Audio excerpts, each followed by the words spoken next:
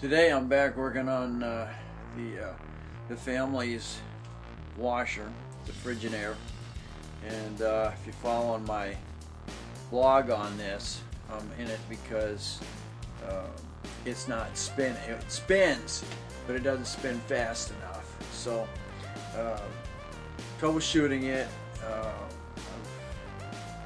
come to the conclusion from talking to one of the techs is because the drum is hanging up on its seal. So this is what I got. I've got it tore all the way down, taking the transmission, the gearbox out of it, and we should take a look at the second video there. Man, this is a 96 model, and we got it about 10 years ago, and we got the second owner on this, and we never took the agitator off, and man, it was bad underneath that. If you take a look at the second video. So I've cleaned all that up and got it all ready to go. This is what I got right now, and I'll follow up with the second one because I got to install this is where I'm at. So I've got the this is what I got, the gearbox. Got the gearbox is out, and I got to reinstall that. There's 2 bolts on the bottom of that, and then it's got 2 little screws on the bottom of that. I've also got to install the pulley, and I'll show you how we did that. And then coming back up, I've got to install the good old drum here, and then inside that I got to install the actual that's actually the tub. This is the drum, and then the agitator itself, and then the hood. So these are the items that I've got to reinstall. There we go. That's good. Yeah, I love this. I love this light. It works great. I'll get right where I want it, and I can get it set to.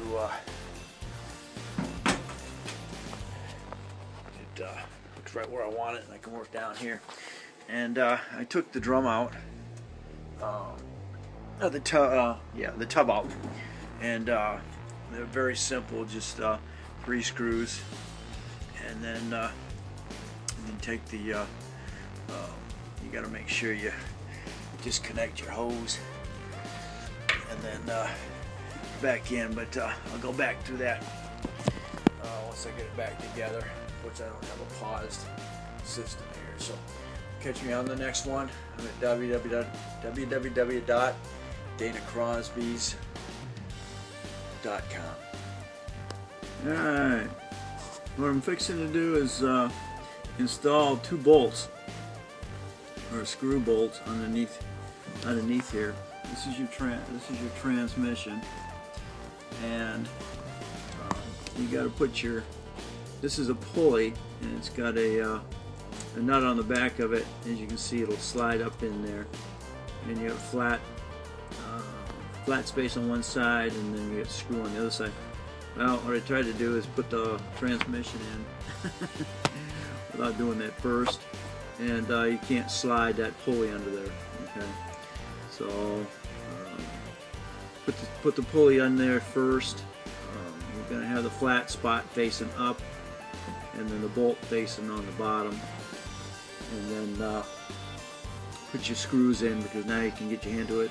But and then just do it basically the opposite way that you undid it. So just unscrew the bolt, and then the pulley will drop down, and then you can get to the screws of the transmission.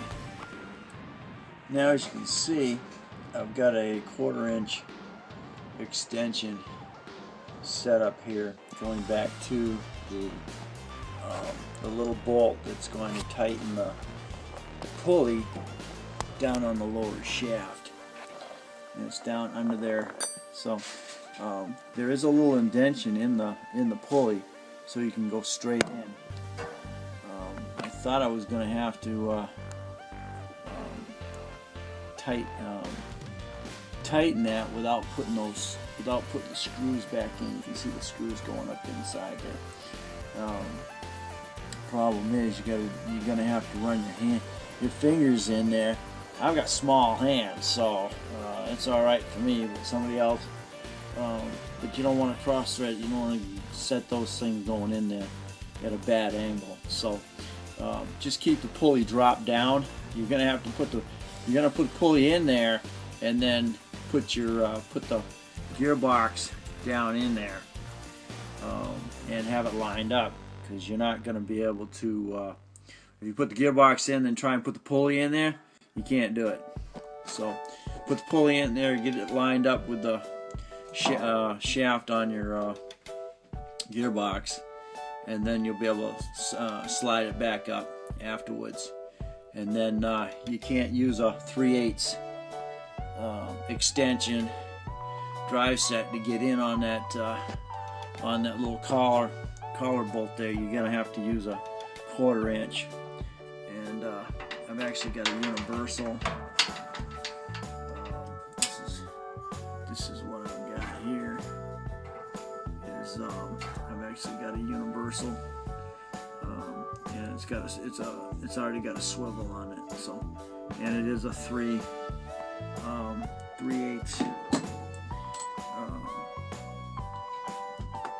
It's a 3/8 bolt inside there, and those that go up there are also 3/8. So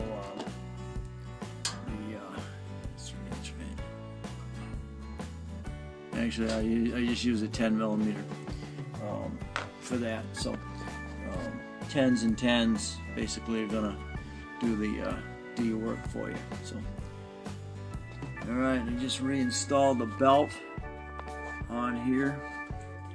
It's really pretty simple this time around. Alright, and then I'll get the next thing I'm putting on is the tub. Alright, I've now installed the tub, and that has 3 bolts all the way around. They're 13s. Next thing I did, install your drain tube, and then make sure you clamp it to the pump. It slides over the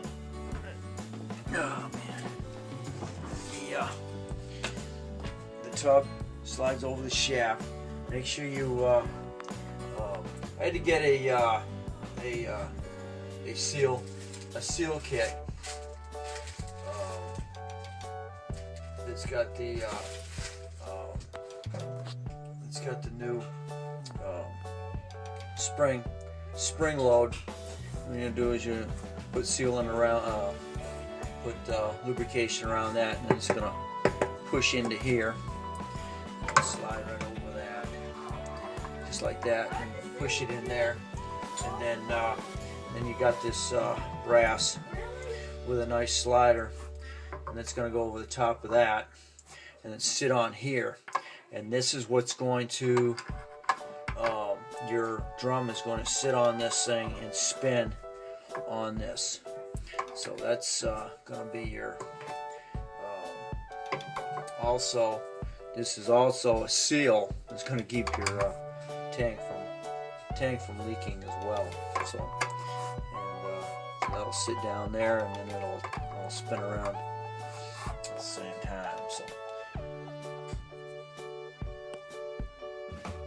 all right, my next step here was to install a compression. This compression in here. It's got a spring in it, and then it's got the flat surface on top. And when your drum goes in, it sits on here, and then it all spins. And That's this old piece right here, and it sits right on here, and it spins. But because this is so old, as you can see, this is supposed to be brass, but it's got the rubber on it, or rubber wearing on it, and it's supposed to slide right on this thing here, but it don't do it. And the new one will. So, and I noticed it's actually got a rubber. There's a rubber ring in there. So I noticed when I was sliding it down the shaft, it wants to keep popping out. So when you get down here, you got this little indention right here, and it gives you a chance to reset it and get it back in its case. So, and I'm assuming it's gonna be pretty tight on there to start with. So next step is to put the drum back in there, and it'll be that stuff on the next spot. Okay, now I've installed the drum, and you got this. It slides down the shaft, and then you've got a steel block right here, steel block, and then 2 bolts that go through, and on the inside here, that steel block sits right in a groove. You'll see the groove, and you'll line that groove up, and then you'll tighten those bolts, and you'll line up the tub or the drum right with that block in the groove in the shaft. Now this has a cone ring that goes on top, and you've got these little locking nubs all the way around. So I'll take that and line it up with the closest ones. I didn't mark this one, I put it in, but that's where it technically this needs to go, is right off here. And get it lined up, and then just push them down, and they'll lock down. Also, on the other thing, you got this tube here, and that plugs right into that thing. You're gonna want to unplug that before you pull it out, and that just goes along with your water pump. So here we are. This is the final stage. I got it back in here and leveled out. Put some water in here. Double check underneath to make sure it isn't leaking. And then I did a quick spin on it, and we'll see what it does.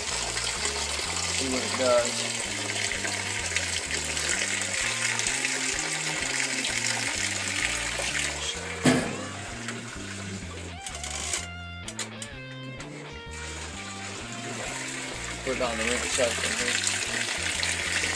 All nice and clean in there. It's like it's brand new. I left the front off of it, so you can see it. Go a little higher than.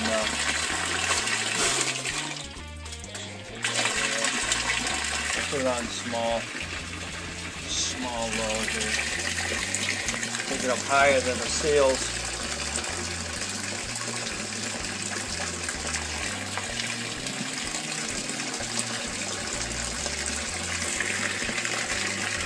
You want to put a light in there?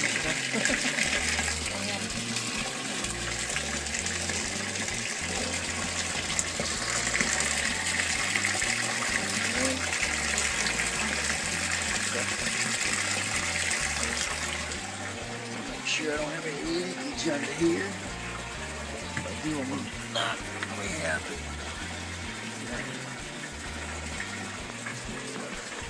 See anything at the moment? Wait for it to go. That sensor, water sensor there.